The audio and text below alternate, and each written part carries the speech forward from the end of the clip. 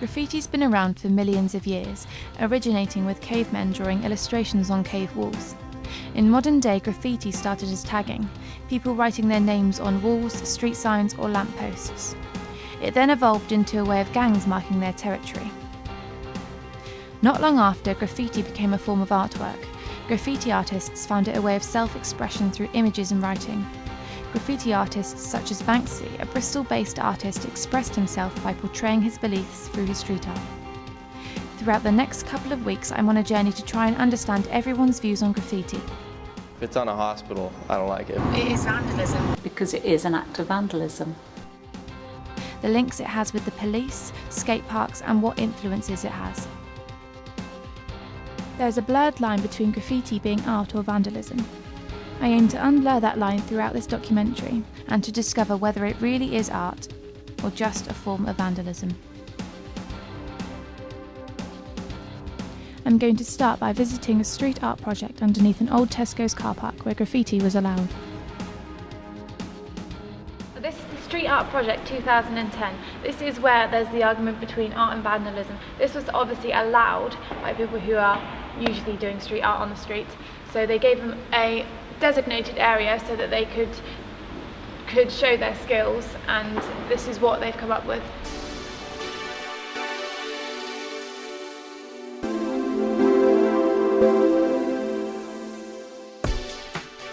It's a shame that this art has been vandalised by other people spraying over the top of it with vulgar words and obscenities.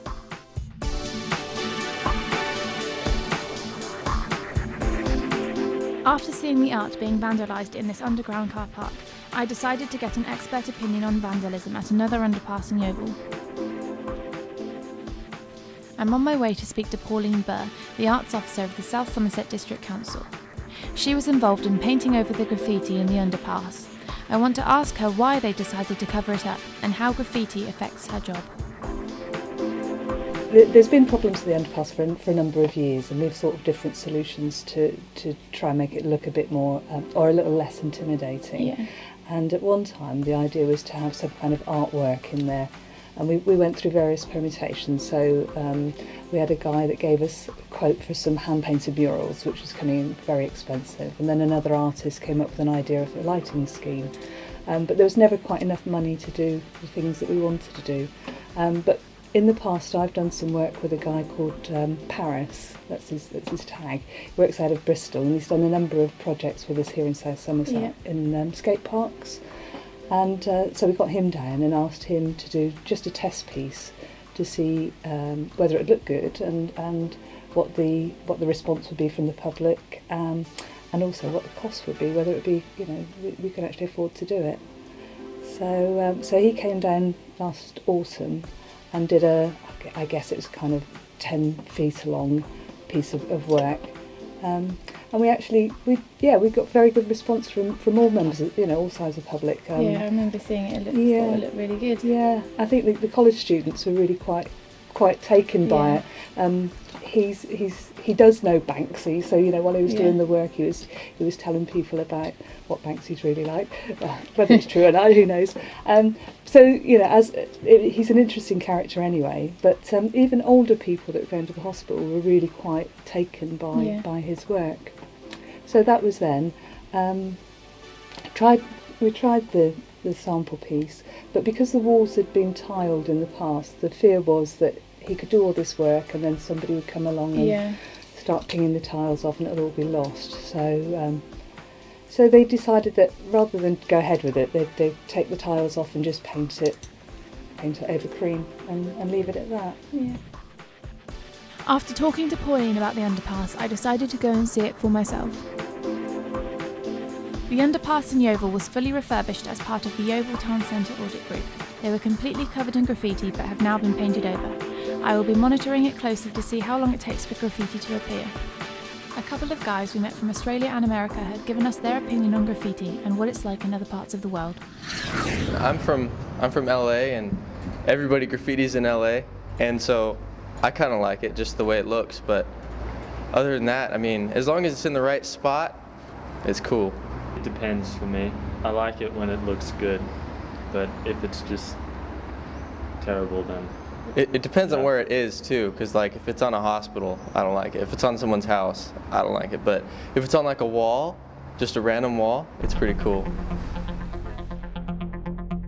It's interesting to get a worldwide view on graffiti. It's obvious that they feel it is art as long as it's in the right place. I think graffiti is like someone trying to express themselves, but maybe just not in the right way. When I think about graffiti as a word, I think of art straight away, so I don't think it's like a bad thing. Like graffiti is something that someone does to, like what Shane says, express themselves, basically.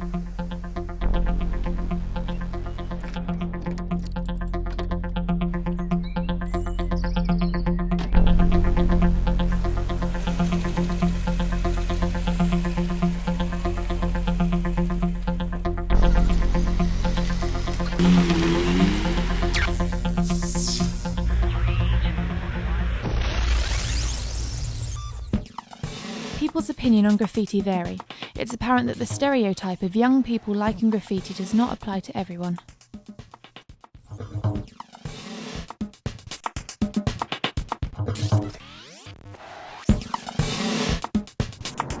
I'm on my way to a school in Somerset because it's been said that some of the children as young as 5 have been doing graffiti on the school property. I've arranged an interview with one of the teachers just to ask her what may have influenced the children and why she thinks they might have done it.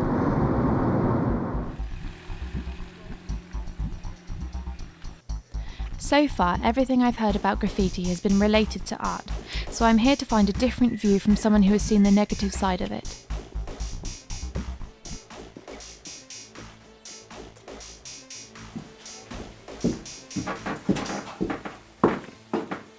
So tell me what the graffiti was. It was a couple of surnames of the children in the school written in a black pen, and it was situated on a planter, a beautiful planter that's just outside this school. So who discovered it and what did you do about it? The incident happened on a Friday, and some of the children discovered it when they were out at play, and they told the teachers. And during assembly, the headmistress explained to the children that she was so upset that this had been done to school property. We have 10 golden rules in our school, and one of the golden rules is do not damage other people's property. And so they broke the golden rule. And you could have heard a pin drop in assembly, because I think most of the children were really shocked that somebody had taken a pen and tried to damage something that's beautiful. So why do you think they did it? I think it was some older pupils who were trying to get some younger pupils into trouble. So did you find out who did it? Well, nobody owned up to it, and in the assembly, we were all the teachers were looking round at the children to look at guilty faces. But on looking at it, one of the teachers looked at the writing and realised that the 2 surnames that were written were of 2 boys, and those 2 boys cannot join up their writing like that. So she then looked at some of her pupils' writing, and yes, we do know who did it, but that child has denied it. So yeah, we do know who did it. So do you think they would be influenced by graffiti that they've seen on the street? I think they think it's acceptable to damage other people's property, yes, when they see that it's allowed elsewhere, or possibly not allowed, but they see evidence of it elsewhere, yes. So do you think that your children think it's acceptable to do something like that? Well, I think it's our duty as teachers to educate them to not damage other people's property, because it is an act of vandalism. So from the interview that I've just done, it's obvious that children are being influenced by graffiti in a bad way, and obviously that side of things is an act of vandalism, and that's how the teachers feel, and they obviously don't want that to happen. So I guess there is 2 sides to graffiti, because as Sue said, it wasn't artistic. It was just a way of the children putting their mark on the school. So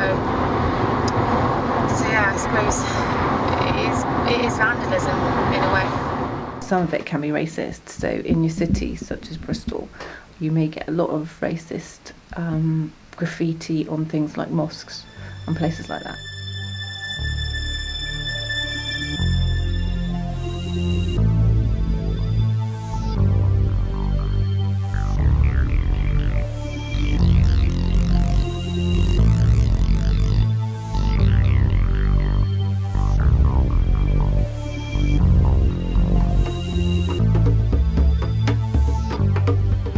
Only a few days after the underpass had been painted over, the first piece of graffiti had appeared.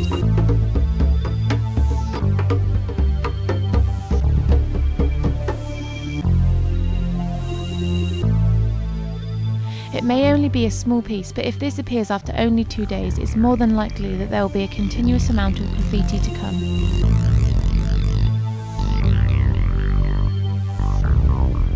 So how does graffiti affect your job? The thing about graffiti is that it's a kind of art form that especially young people seem to like. Yeah. You know, they don't go in for, I don't know, withy sculptures and felt making as much, but something like graffiti art, when it's done well, it is something that people can really engage with. We did a project over in sort of the Abbey Manor area on the skate parks there. This was going back about 4 or 5 years ago, and there were a few young people that had actually signed up to do the project. But when the artists came along and were showing the kids how to do the work, it just gathered an audience, you know, and everybody just wanted to have a go. So I think it's something that young people can sort of identify with, and it goes with all the hip hop, street culture, skate, you know. So. I just see it as another art form that's appropriate to that kind of audience, really. But it needs to be done well. Yeah. Graffiti might have reasons that aren't good, like maybe gangs might use it to mark their territory, which would be a bad thing. There are different types of legislation in relation to graffiti. The Anti-Social Behaviour Act of 2003 gives the power to local authorities to deal with forms of graffiti, so your graffiti in underpasses and things like posters put on walls, which is also a form of graffiti.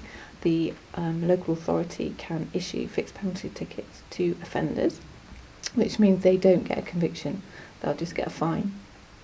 Halloween night, where people are throwing eggs at people's houses, that's a form of graffiti and criminal damage, so persons will be arrested in relation to that and interviewed and either issued with a fixed penalty ticket if they're eligible for a fixed penalty ticket, and they're people that haven't got any previous convictions for criminal damage or any form of antisocial behaviour. If they've got previous for that, then they have to be charged and go to court. Then there's legislation under the Criminal Damage Act where, say, you have an undesirable person living in your neighbourhood and some person comes along and writes all over their door, then that would come under the Criminal Damage Act, and the police would get involved with that side of things. The offender would be arrested, interviewed, and if convicted could have a sentence of up to 3 months in prison and a fine, depending on the cost of the damage. Okay, my name's Justin Lowe. I'm a partner with Greenslade Taylor Hunt.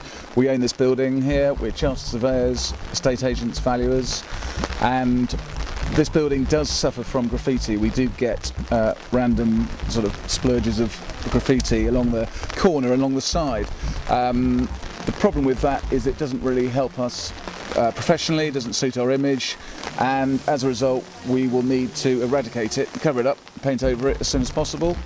The cost of it varies. Normally we get somebody in-house to do it, but they have to come down and do it at short notice, because the longer it's up, the worse it looks. So the cost of it can vary, but it's probably going to be a couple of £100 each time he comes down to come down for half a day. So it's a cost we could do without, particularly in these difficult times. Graffiti is not about expressing himself. Graffiti is like a tag. So graffiti can be anywhere. It can be body graffiti art, graffiti on the table, when you're bored at school.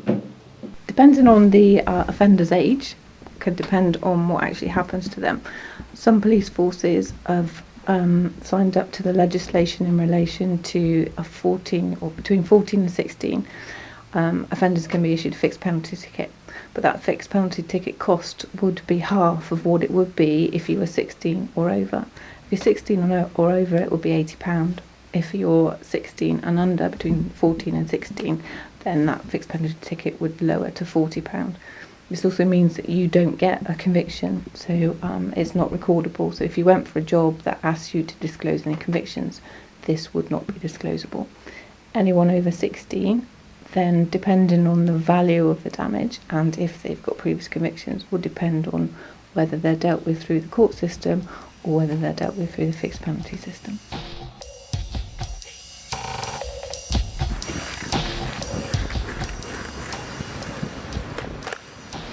Sam Downton-Jones, a student from Yeovil College, was sentenced to 24 hours community service due to countless acts of vandalism. This is his account of what happened. Skate parks influenced me to do graffiti. Well, since I skate, I was always at skate parks. Skate parks usually trash with graffiti, so.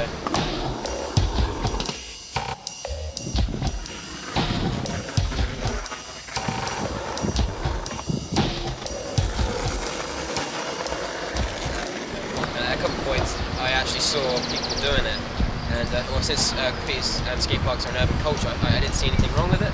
So I just went out and did it, and that's where my graffiti stuff started.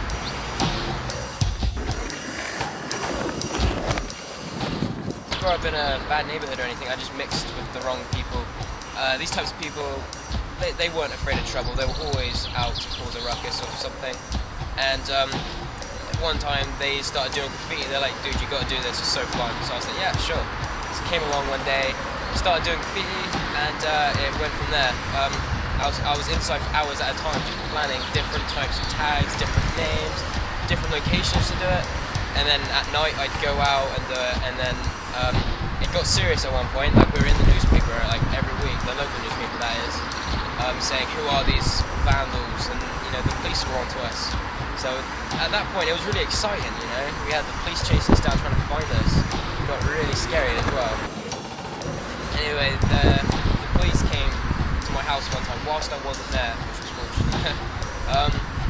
They came to the house, they told my parents everything, as in they told them there's graffiti turning up, I think his son might be involved, but they didn't have any definite evidence. So I was in the clear, and I was scot-free, so I was like, yeah, I'm going to do some more tags. So I went out, did some more graffiti, and then one time, it was a regular night, planned some tags, went out to go with some friends, and basically I wasn't focused. I started graffitiing and turned round, and there was a guy staring me in the face, and I didn't know what to do, so I just legged it. Anyways, I forgot about it, came back the next morning, and the police had been at my house and told my parents that someone had reported me. They've seen me doing graffiti.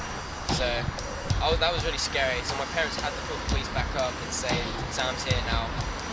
So the police came back over, and they told me that they're going to have to take me down to the station, they had to take my fingerprints, but because of my age, I wasn't allowed to go to prison, so they put me for community service, and well, just seeing the police at my house was enough to discourage me, and ever since, I haven't graffitied a wall ever since.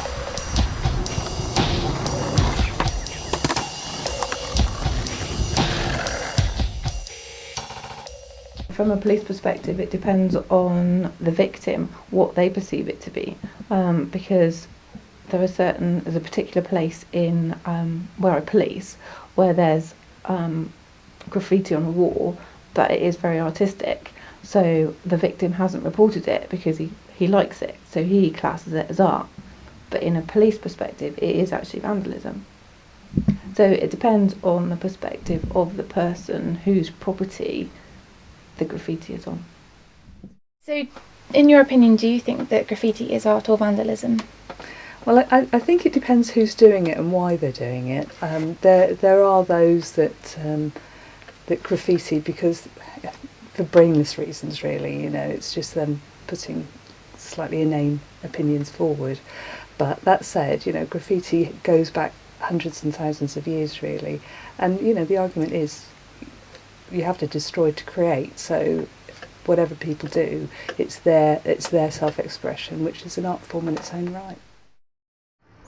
I was expecting, because obviously as Pauline was in charge of getting rid of the graffiti, I was expecting to go there and hear her talking about not liking graffiti and wishing that it wasn't around, but it seems to be the complete opposite. She seems to really like art and be quite passionate about it. So I don't know, I think it's, after everything, it's shown that there's actually a lot more people that prefer it than think it's vandalism. She seems to think that it's artwork.